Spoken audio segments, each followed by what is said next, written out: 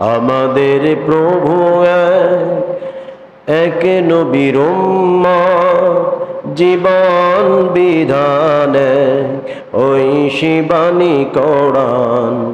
আমাদের প্রভু এক নবীর উম্মত, জীবন বিধানে ওই শিবানী কোরআন।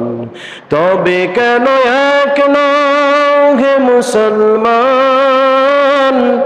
এক হও করিয়া আহ্বান।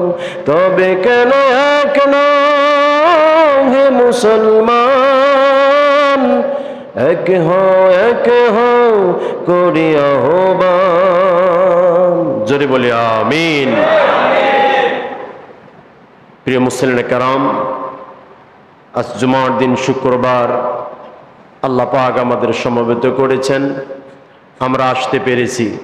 যিনি আমাদের আসতে দিলেন, বসতে দিলেন, সকলেই সমস্বরে শুকরিয়া আদায় করি, অন্তরের অন্তঃস্থল থেকে বলি আলহামদুলিল্লাহ। দরুদুস সালাম টুকু পৌঁছে দে মানবতার মহামানব সৈয়দুল মুরসালিন, খাতামান নবিয়্যিন, রহমাতুল লিল আলামিন, সৈয়দুনা কুদওয়াতুনা হাবিবুনা, বিশ্বনবী, বিশ্বনেতা জনাবে মুহাম্মদ রাসূলুল্লাহ। সকলেই বলি সাল্লাল্লাহু আলাইহি ওয়াসাল্লাম। প্রিয় হাজিরিন, আমি আপনাদের সামনে আজকে যে বিষয়টি নিয়ে আলোকপাত করতে চাই, আজকে জুমার আলোচ্য বিষয় হলো দিন কায়েমে শ্রমিকদের অবদান এবং মর্যাদা। আসুন আমরা মুক্তাসার কিছু কথা আজকের বিষয় থেকে আমরা শুনি, আলোচনা শুনে যেন আমরা বেশি বেশি আমল করতে পারি। আল্লাহ পাক আমাদের সকলকে তৌফিক দান করুন। জোরে বলি আমিন। সারা বিশ্বে বর্তমান শ্রমিকদের মর্যাদা এবং সম্মান কম না বেশি? সব জায়গায় তারা নির্যাতিত এবং নিপীড়িত হচ্ছে। আমরা এদেশের মানুষ অধিকাংশই শ্রমজীবী। আমরা মাথার ঘাম পায়ে ফেলে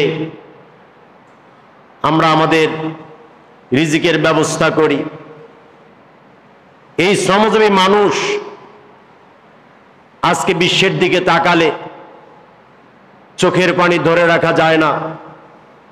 সারা পৃথিবীতে শ্রমিকদের উপরে চলে জুলুম আর নির্যাতন।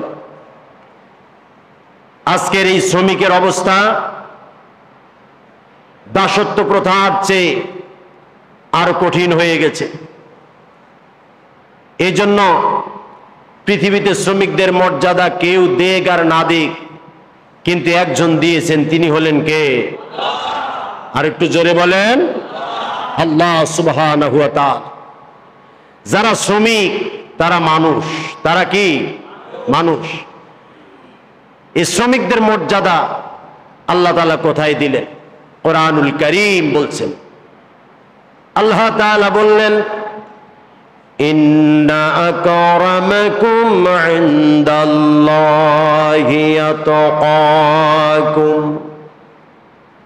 আল্লাহ তাআলা বললেন, আল্লাহ তাআলার কাছে তারাই সম্মানিত এবং মর্যাদাবান, যারা তাকওয়াশীল, যারা ধর্মভীরু, যারা আল্লাহকে বেশি বেশি ভয় করে, আল্লাহ তাআলার কাছে তাদের সম্মান মর্যাদা বেশি। সুবহানাল্লাহ।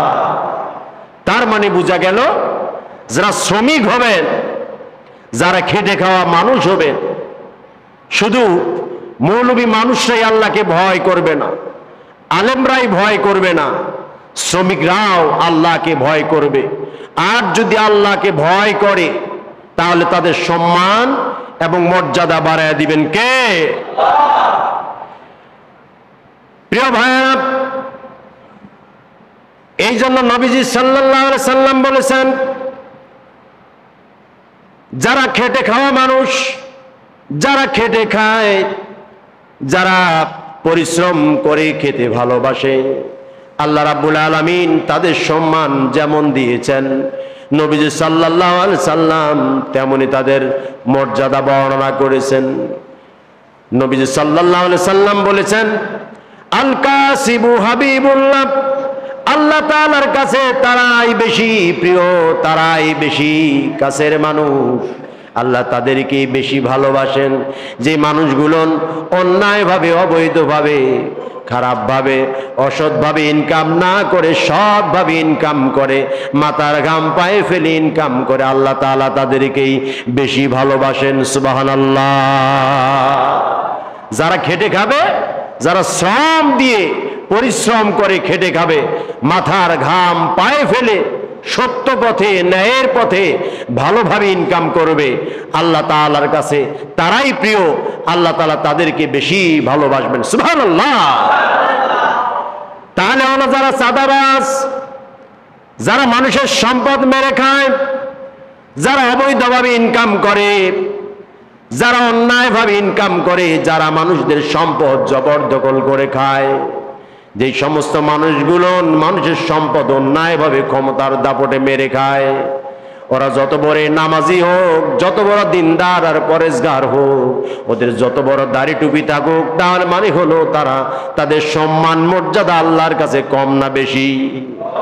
আরো জোরে, আরো জোরে, কম।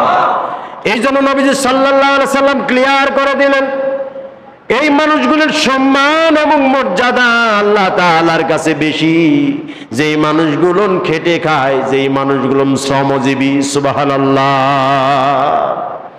আমি ছোট্ট একটা দোকান করি, আমি ছোট্ট একটা পানের দোকান করি, আমি ছোট্ট একটা মুড়ির দোকান করি, আমি ছোট্ট একটা মুদির দোকান করি, আমি একটা গার্মেন্টসের শ্রমিক, আমি কষ্ট করে খাই। তার মানে হলো আমি যে কষ্ট করে খাই, অন্যের অফিসে কিল ঘুষি খেয়ে শ্রম দিয়ে যে খেটে খাই, মানুষের কাছে তাদের দৃষ্টিতে আমি তাদের কাছে ছোট হতে পারি, আমার কর্ম ছোট হতে পারে, আমার ডিজিগনেশন কম হতে পারে, আমার নাম শুধু শ্রমিক হতে পারে, কিন্তু আল্লাহ তাআলার কাছে আমি শ্রেষ্ঠ বান্দা। সুবহানাল্লাহ। প্রিয় ভাইয়েরা আমার, এর মানে হলো যারা অলস, যারা খেটে খায় না, যারা অন্যায়ভাবে ইনকাম করে, যারা অবৈধভাবে ইনকাম করে, যারা অলসতা সহকারে চলে, যারা অলস হতদম্য হয়ে ঘরে পড়ে থাকে, যারা ইনকাম করে না, যারা অন্যের জনে ইনকাম খেয়ে খেয়ে বড় হয়, আল্লাহ তাআলার কাছে তাদের সম্মান মর্যাদা নাই। প্রিয় ভাইয়েরা আমার, নবীজি সাল্লাল্লাহু আলাইহি সাল্লাম বলেছেন, লা তাদখুলুল জান্নাতা সাইয়্যুন মালাকাম। নবীজি সাল্লাল্লাহু আলাইহি সাল্লাম বলেছেন, খবরদার শ্রমিকের সাথে খারাপ আচরণ করো না। যেই সমস্ত মানুষগুলো শ্রমিকের সাথে খারাপ আচরণ করবে, নবীজি সাল্লাল্লাহু আলাইহি সাল্লাম বলেছেন, ওরা কখনো জান্নাতের ঘ্রাণ পাবে না। সুবহানাল্লাহ বলেন, আর একটু জোরে। আল্লাহর নবী আরো বললেন, খবরদার তোমরা শ্রমিকদের সাথে খারাপ আচরণ করো না। নবীজি সাল্লাল্লাহু আলাইহি সাল্লাম বললেন, ইন্নাহুম আখওয়ানুকুম ফাদ্দালাকুমুল্লাহু আলাইকুম।